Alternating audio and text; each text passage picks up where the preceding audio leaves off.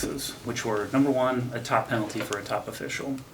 Number two, demonstration of contrition in person, which I thought you gave an incredibly impressive presentation, last time.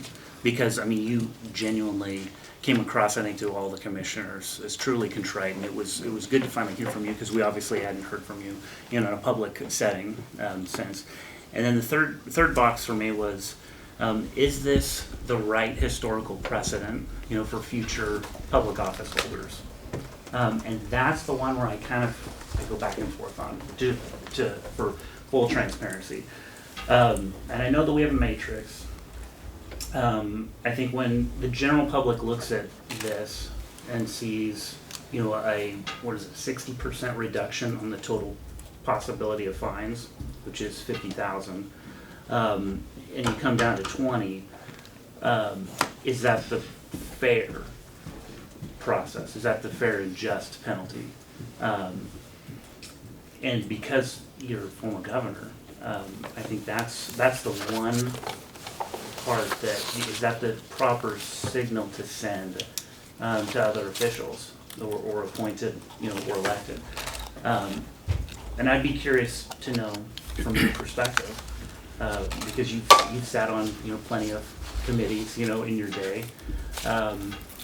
If you were examining this as a non-biased third party, whether you would truly believe that this is the fairest financial penalty for somebody sitting in your position. I'd like to hear your thoughts on that. Yeah, I'd be happy to share the thoughts. Well, the short answer is yes. Probably doesn't surprise you. I do think the matrix serves a valuable purpose. It is there to basically score the individual case and to provide some guidance to the commission. As I said, I adopted the maximum under the matrix. I also think the circumstances are important. This wasn't embezzlement of funds. This was basically an error, and I assume full responsibility for it, of not asking the Ethics Commission for guidance in an area of uncharted waters. Should have done it. I regret that I didn't do it. If indeed this body is about education, having been on the front page of the newspaper for 3 years, which is a bit of a price itself, I think has made that point.